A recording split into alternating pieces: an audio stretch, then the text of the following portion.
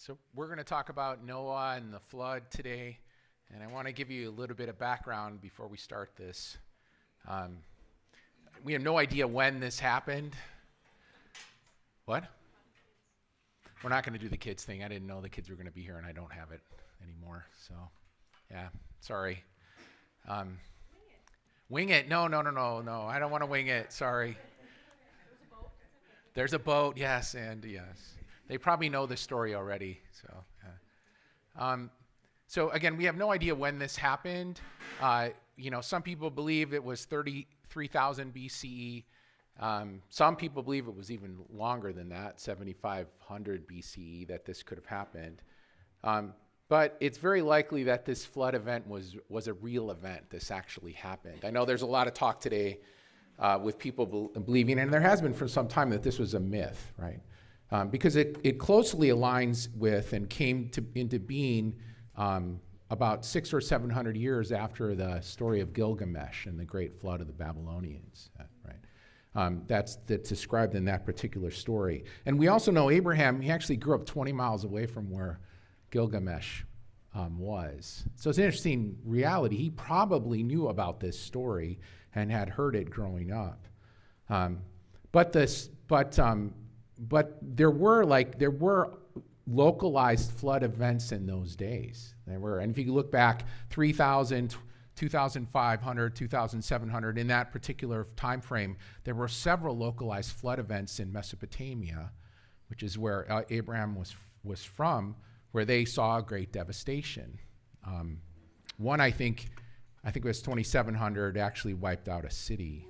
And so it's very possible that this flood was one of those events. It's important for us to recognize, though, it probably wasn't a worldwide one. There's no geographical, kind of proof that there was an event like that, even though we'd like to think about it. But the language itself in this particular passage may mean more the world that they knew rather than the entire globe. Right? I don't think they were aware of the globe in the way we are today. And again, they weren't scientifically minded. They didn't want to know all the details like we do. It was more, what do we learn about God? That's what this passage is trying to tell us, something about God, about man, and about the relationship between the two. Right? The other thing you need to know is that Noah was a real person. He's not a myth either. And there are many places in the Bible where it refers to Noah not as a myth, but as a real person. And there are verses in the Old and New Testament that kind of state that to be true. I had a couple listed here.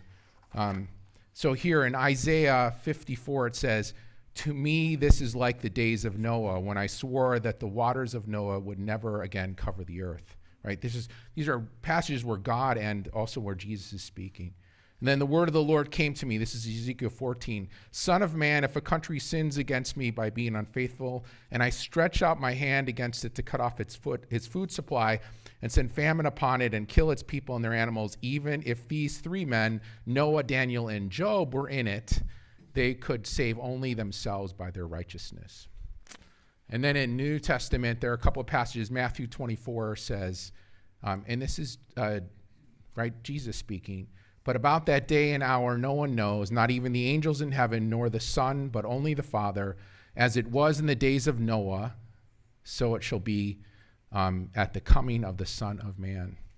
For in the days before the flood, people were eating and drinking, marrying and giving in marriage, up to the day Noah entered the ark. And they knew nothing about what would happen until the flood came and took them all away. That is how it will be at the coming of the Son of Man." So those two things keep in mind. So this isn't a myth, although it doesn't read like we'd want it to. It doesn't tell all the facts that we'd be interested to because of the time that we live in, because of our culture today. But this is certainly a story that happened. And this is a story that tells us more about God, right? That's what we're looking to learn from this. So I'm going to read passages of, this is a long story.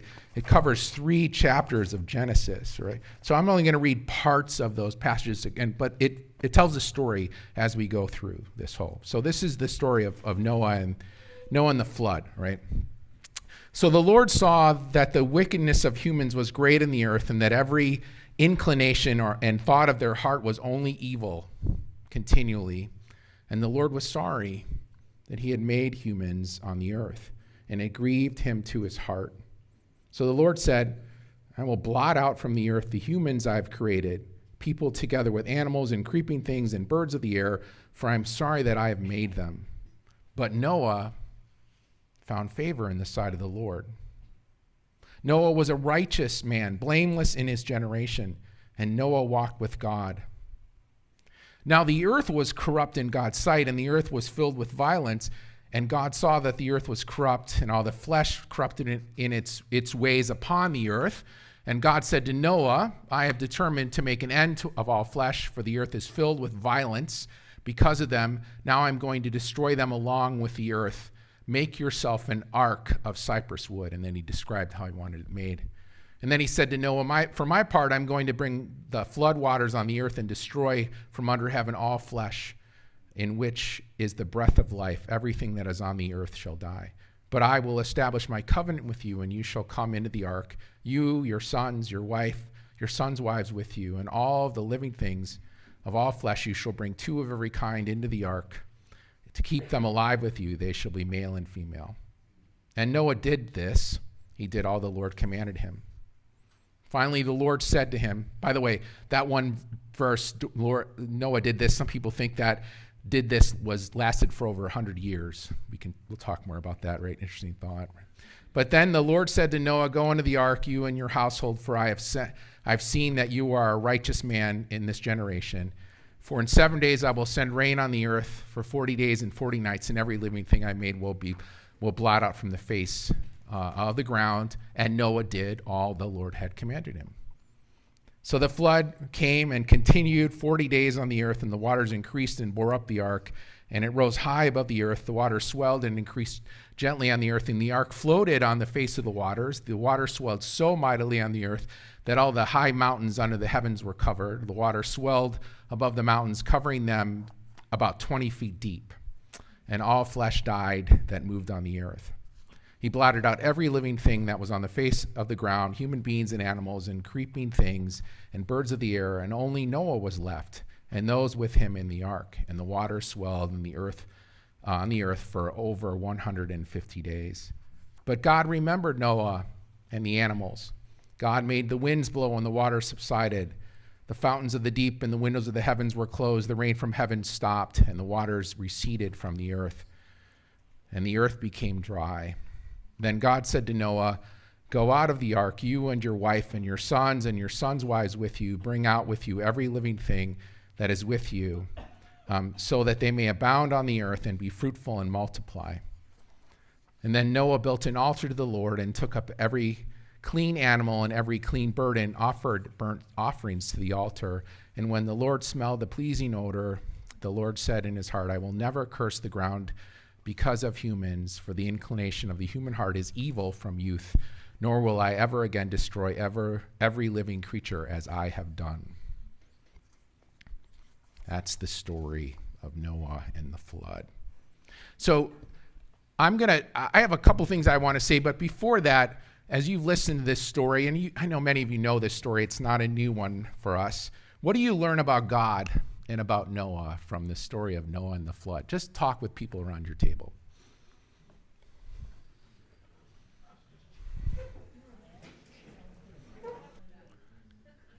So there's another question I want you to consider too in this, because I did talk a little bit about it. There's something about God being the God of life in this. So how do you see God as the God of life in this passage? Thanks.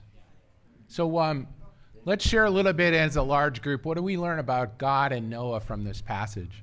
You can share the obvious or even things that you hadn't seen before too. And we're going to share on the microphone so people online can hear.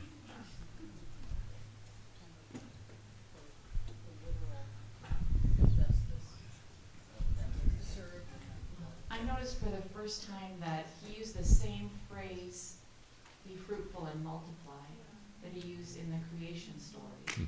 So it's like a recreation, bringing life, preserving life, recreating life, renewing.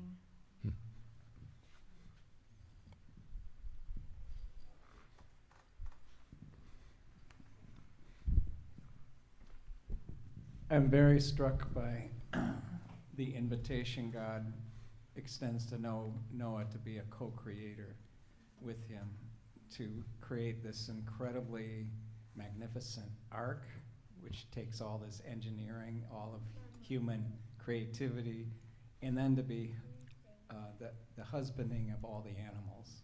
Yep.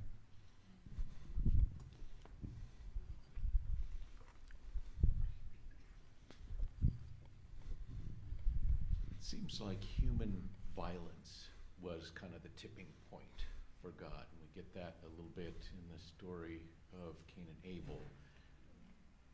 But of all the flaws of humanity, it's violence that seems to most offend God, or that he calls out in the reasoning why he regrets making humans. What a sad statement. Yeah. Yeah.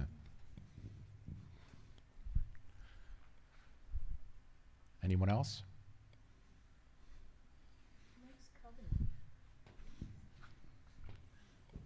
He makes covenant with Noah. And you start to see that throughout the scriptures. Yep. God of covenant. Yep. Since Jesus was a fisher of men, I think God's got something for boats. God has something for boats. Okay, because Jesus was a fisherman. It says, yeah. One thing I find encouraging about this Wait. passage. You got to use the mic. Sorry. Mark, what do you find encouraging about this passage? One thing I find encouraging about this passage is that at the end of the story, we're promised new life, of course, and that seems to be characteristic of the biblical redemptive narrative as a whole. I mean, you get judgment, but yet judgment seems to always be attached to redemption. And I find that very encouraging. Thanks. Well, I'm not going to do nearly as good as you guys did on my observations, but I do want to share a little bit of what I saw, and I'm going to try to stick to some of the more traditional things, just because I was trying to think of what would the people on the day have learned about God as they listened to this story and as they talked about it over time. The first thing that I saw, and I don't have any overheads on this, is that God is. They may have recognized the character of God, his defining characteristic that God is holy.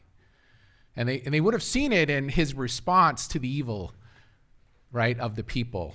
The Bible Project, I like this, describes holiness like this.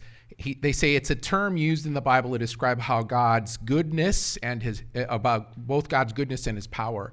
It is completely unique and utterly all-powerful, radiating from God-like energy, right? So there's this idea that that God's holiness is demonstrated in his goodness, and we see this in God. We see this in this passage in God's response to the evil and corruptness of humans. We know God created, right, and his creation was good. That's what he said about it. Another way of saying it, that it was sacred or set apart for his purposes, to be holy and reflect his goodness and power. And so humans too were created as sacred beings. We were created to reflect the goodness and power of God, right? And what happened though in Genesis 6 is we find that humans had decided to do their own thing and had become evil in God's sight. And it was described as Scott described it, it was violence that was the tipping point, right? Violence in the Hebrew word in this is defined as cruelty, damage, falseness, injustice, oppression, unrighteousness, and violence against others, right? That's kind of this idea. And it says even more that because of the evil of man, the earth was corrupt. And the word corrupt in Hebrew means spoiled or marred or broken, right? That's something when you think about it. God's beautiful creation was distorted and even marred and broken by the evil of men, by men's choices. All life was impacted and marred. I think when I think about an example of this, my favorite is to think about how Tolkien in the Lord of the Rings had this idea of that evil perverted goodness in Middle Earth, right? And so one of the best examples is elves were perverted, right, and turned from good and truth to evil and became orcs, right, for whom life was of little value and all they sought was kind of ruin and destruction everywhere they went. Or the impact that evil has on people, even when it's not something you perpetrate, but it's perpetrated against you, right? Elie Wiesel in his famous book, Night, describes, like, this is one of his most famous quotes from the book, the impact that being in a concentration camp had on him, right? And this is the quote. He said, "Never shall I forget that night, the first night in camp that turned my life into one long night, 7 times sealed. Never shall I forget that smoke. Never shall I forget the small faces of the children whose bodies I saw transformed into smoke under a silent sky. Never shall I forget the flames that consumed my faith forever. Never shall I forget the nocturnal silence that deprived me for all eternity of the desire to live. Never shall I forget those moments that butchered my God and my soul and turned my dreams to ashes. Never shall I forget those things, even where I condemned to live as long as God himself. Never. Never. Yeah. See, impact of evil is it breaks, it traumatizes, in many ways corrupts the goodness of God in all of his creation. My wife asked the question, why did God not just kill the people? Why did he kill all the animals too? Right? They were corrupted by the evil of men as well. Right? I think another way to look at it is to compare good and evil and understand that the only standard of goodness we have is God, right? Because no one else is really good. So no standard of evil can exist without reference to God's goodness. God alone embodies and defines good. All good is measured against him, right? And evil, and by the way, this is kind of my reiteration of an article that I read online. I didn't come up with all this myself, although these are my words, right?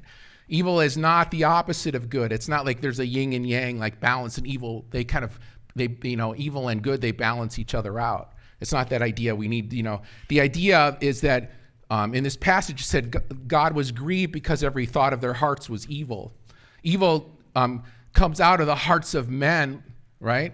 And like in the fall, evil came out of Satan, and evil acts first begin against God in our hearts, in our corrupt hearts. Jeremiah 17:9 says, "The heart is deceitful above all things and beyond cure. Who can understand it?" Evil begins as a choice of our wills, and it's from our hearts. It is, and it corrupts, right? We conceive it in our hearts, we conceive it, and then we act it out. And it doesn't, but good originates from God, evil doesn't. That's why they're not opposites, right? Our evil is not the opposite of God's good, although it stands opposed to it, right, and against it. And another difference is evil is temporary and good is eternal. If you think about it, evil will only exist as long as earth exists. And when a day comes when there is a new heavens and a new earth, will be without evil or sin and its curse and the violence and death and destruction that it brings. There will be no more rebellion or selfishness or lack of love because we'll be in God's presence. I was thinking about this and wondering if evil births itself in our hearts when God is absent from it. Because there's no true good there in order to influence and affect us and show us the way. Evil will end when the earth does, and God creates a new heaven and earth where he exists with us, right, all the time. It's kind of an interesting thing to think about. So the first thing I think people would recognize if they talked about this a lot of time is God's extreme response to evil was in part because of who he is, his character, his holiness, his goodness, right? The second thing I think they'd see in this passage is God's justness in all of it, right? God is right. He's the creator. And it said he was sorry that he had created human beings because of their evil and the corruption they brought upon the earth. He recognized that it was wrong. And he was greatly disappointed that he had given life to these and made these beings sacred, right, set apart for good things, for his holy purposes, but instead they choose evil, violence, their own selfish desires. You know, one of the things that should, and it doesn't always, and that's a problem that we have, Christianity is supposed to separate us from other belief systems, from other religions, because we believe that all life has intrinsic value, right? We believe all life has intrinsic value. Why? Because we believe all life was created in the image of God. All life is sacred. All life is set apart by him with a purpose. Man was created by God for relationship with him and each other, to steward his creation in love, in goodness, in holiness, right? And it means that no one is more special or less special, more valuable or less valuable than anyone else. That gender, ethnic heritage, the color of our skin, our sexual orientation, our economic or educational status, nothing should make us more or less valuable. But this hasn't always been true for us in the church, and it's even less true in the world if we look around. You know, I think when I see the violence in the world today, I wonder, like, how could it have been any more violent back in the days of Noah? Could it have been any worse than what we see? Although maybe we see a mix that they didn't see at the particular time. I mean, I think about, like, if you look at recent statistics, and this is just within the past week, the war in Ukraine so far has killed and wounded over 300,000, right? In Myanmar, a couple days ago, 20 people were killed, just shot dead in a monastery. They don't still know the reason behind it. And each year, the leading cause of death in the world is violence. 1.6 million people die because of violence on earth. There's a lot of evil, right, in this world. There's a lot of marring and corruption of the image of God in creation. And you understand why God, when I think about this, I understand why God regretted his creation, why he was sorry and rude. The word is to be sorry, to rue, to suffer grief, to repent of one's own doings. Like God was repenting to himself that he'd actually created man. That's crazy and scary when you think about it. And yet he's just, right? So he recognizes the evil in people, but he also saw the righteousness in Noah. And he called it out, right?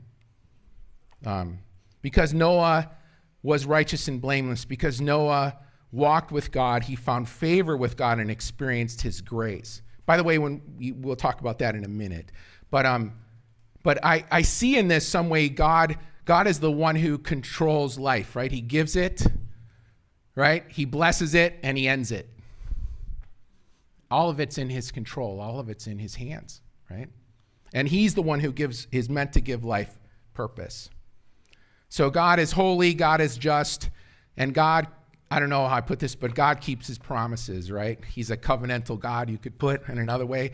He promised he would destroy the earth with rain, 40 days of rain, 20 feet deep, over the tallest mountains. Everything's dead. But he also promised that he would save Noah and his family and make a covenant with them, right? And he did. He helped Noah, and Noah built an ark and was saved. And then what do we learn about Noah? I'll just talk about these. He was righteous and blameless, right? Innocent, not evil in his heart. His desires were good. He was complete, whole, and healthy. Blameless is the opposite of corrupt. If you think about it, he was not marred by sin. He found favor in God's sight. He was recognized. We would call favor today from God unmerited grace, although it seems like Noah's grace was merited because of his actions, being righteous and blameless. And then he was obedient to God.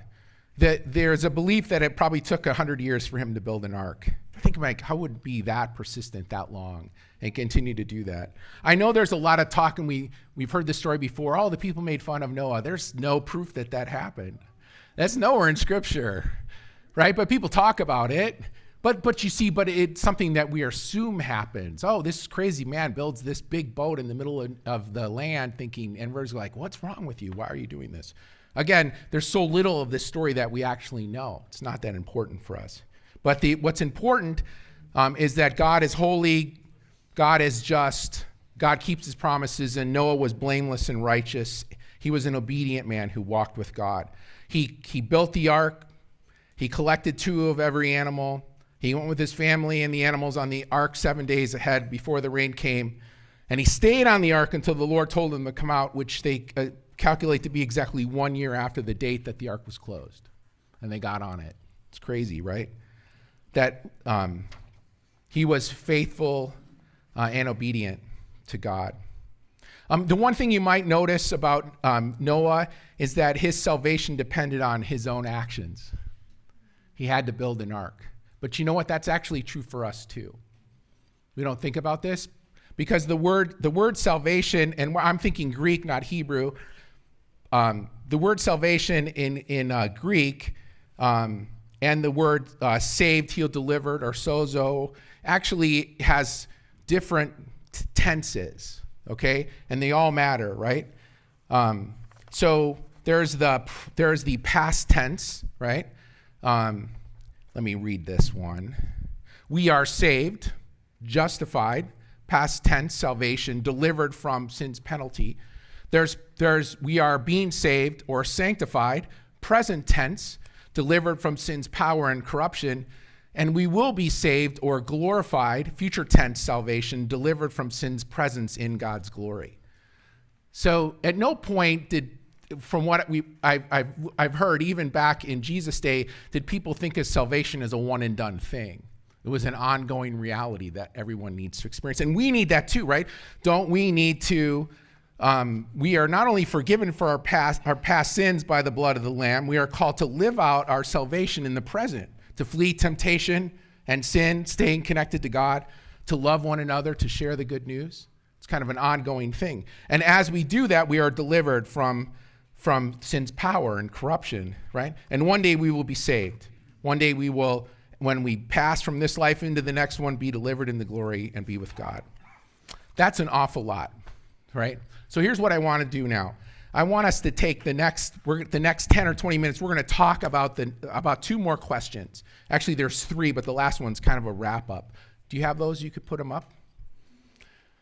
Okay.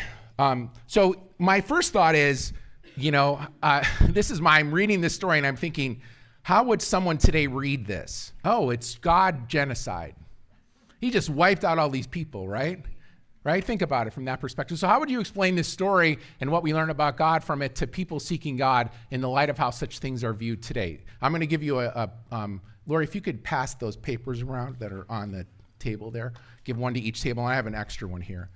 So there's some more in there. The second question is, and these are on the sheets.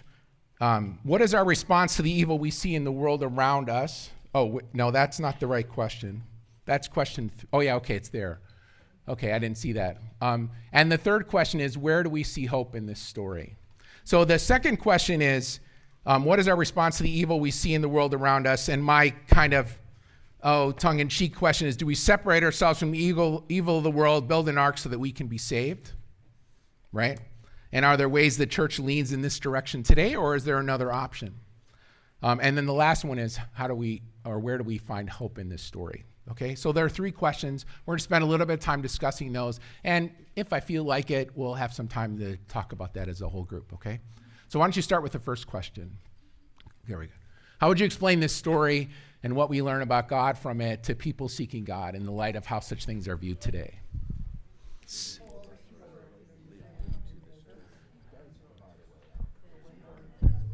So how would you explain this story to someone who doesn't know Jesus or understand the background of it? Anybody want to take a shot?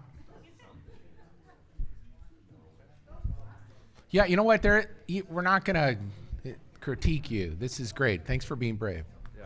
Well, I did have a thought when you had said, how can God's actions be so extreme in what he did in light of our evil wickedness? But I felt like my gut reaction was like,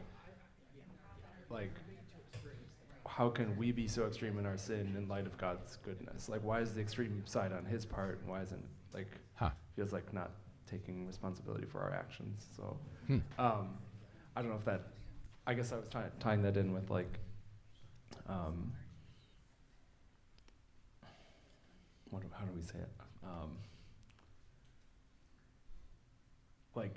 Just where's the focus of who's doing something wrong, or it's like thinking that God isn't just in doing this, thinking that we're somehow not responsible for Our actions. Yeah. Yeah. Yeah, that we are just and he's not. That's good. Doug, did you want to? I don't really want to. This is a difficult thing. Lori has a more positive view, so maybe you can she'll share as well. But as far as actually, I'm thinking of a neighbor of mine who's the typical Madison intellectual atheist, and that we're friends. And how would he respond to this story? And I think one thing I would try to focus on is that people today are very angry with people that they don't agree with, and they see them as evil. And if they had the power, they would just wipe them out. So I'm thinking that I would try to start from that point, but I haven't really fleshed it out. Do you want to share? Okay, all right. So I was thinking about just that Noah, we only know a few things about him. And one of them that Peter was saying, righteous and blameless, but he walked with God. And so I think that peace, and even there's a talk of the Spirit and how the Spirit left some people. So I think the idea that we walk with God and in that obedience built the ark and did the different things. So there's something about walking with God, and then you have access to building the ark and being saved. So that's what I was thinking. Thank you.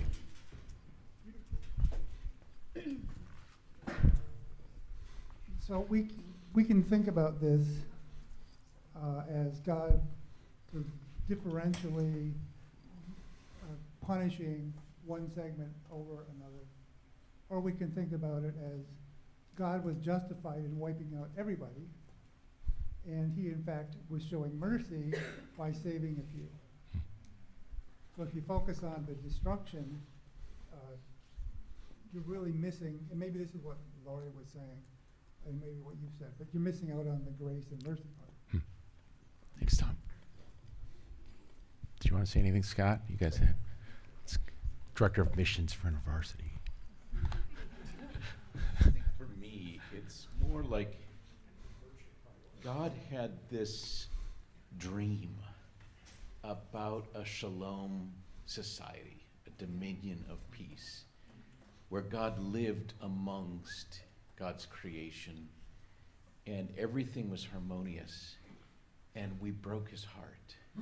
There was a way in which this dream of the beauty of society was destroyed by our own disobedience, and some kind of desire to, introduce this idea of cleansing or washing. You know, water is a real life source in a lot of ways.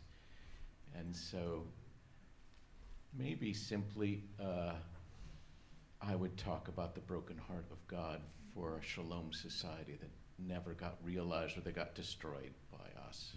Yeah. I like that. Yeah, it's good. Yeah. Thank you. Well, yeah, and this is good, right? Let's go on to the next question. So what is our response to the evil we see in the world around us? That kind of came out of this. Why don't you talk a little bit about that, as well as this, the last question, where do we see hope in this story? Go and talk about that around your tables. I want to help you a little bit with this one. I'm not asking what should we do. I'm asking what do we do? Oh, what do we do? Okay?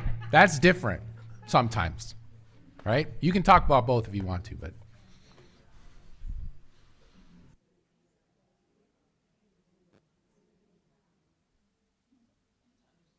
I know that wasn't enough time, but what is our response to the evil we see in the world? Actual response. You can also say what you wish it was as well.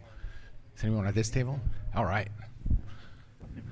Well, I think there's, in a good way, there's actual like lament and prayer, and trying to take steps through like nonprofit organizations and programs, like trying to like bring kingdom into the evil that we see around us. And then on the other hand, it like overwhelms us, and we just feel like we can't do anything, or we join it, with our materialism or our judginess or whatever, Yeah, thanks.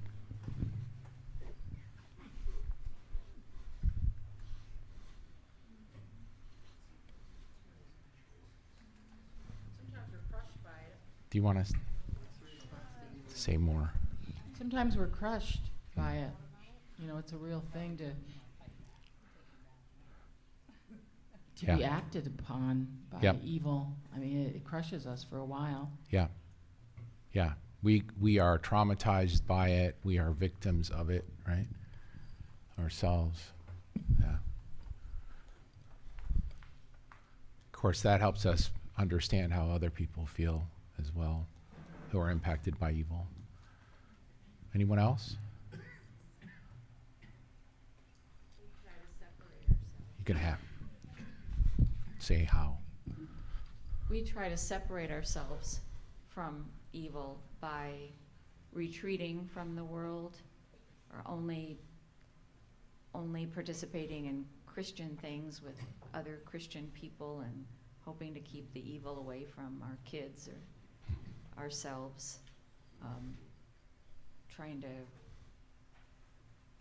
like the church sometimes is not active in the community, and if people want to get saved, they have to come to us, kind of thing, not having an impact.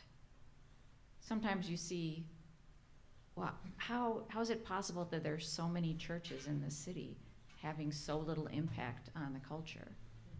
You've got to wonder.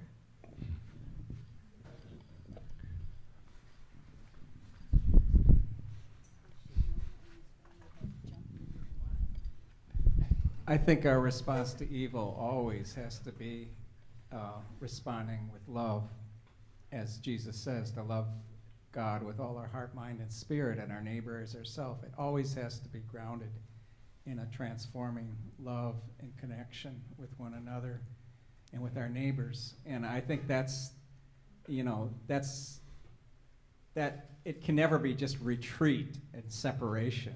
Yeah. It has to be engagement and love. Yeah. Last comment. And just following up on what Eric said,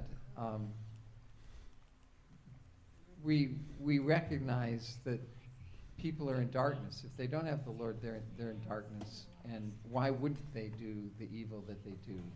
And so it's not a sense of surprise or horror, but we kind of expect evil, and we, as Eric said, then we want to respond in love. Thanks. So how is there hope in this story? I think you guys talked about it earlier. I see hope in this story. In the end, God he had a vision for his creation, right? A sacred shalom experience, a true union. And even though that isn't a reality in a lot of places, because of the fact that evil still exists in the world, that is possible because of God and his provision, right? He provided the ark for Noah, even though Noah needed to build it, and he provides the church and Jesus for us, right? Which is that union between us is meant to be a place where we experience the love of God and hope, and that this is supposed to be the shalom community that God envisioned, right? We have that ability because of God, and also because the Holy Spirit lives within us. Does anyone else want to say anything about that before we close? I wanted to make sure we got done around noon. I have a few announcements, but do you want to grab that? All right. We didn't really get to the other part of the story where we see what a screwed up guy Noah really is. Yeah. But there's hope in that for me. Yeah. Like Noah's brokenness that oozes out in the second part of that story doesn't disqualify him from the grace of God. He plants a vine, grows grapes, makes wine, and gets drunk, right? And makes a fool out of himself.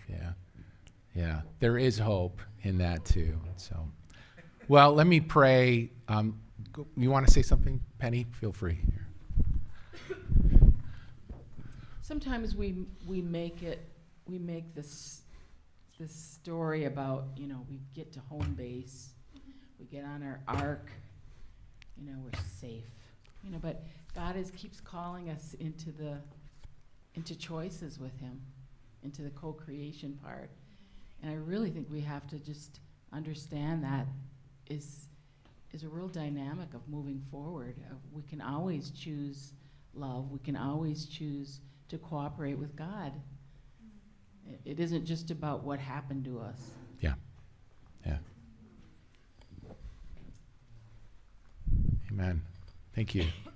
So Jesus, we do pray as we learn more about who you are and who we are and your vision for our community, that you would help us move forward in love together, not become insulated or isolated, but reach out in love to those around us. And God, with your love, even as we face it, overcome the evil in us and in the world around us. Jesus, help us, we pray. In your name, amen.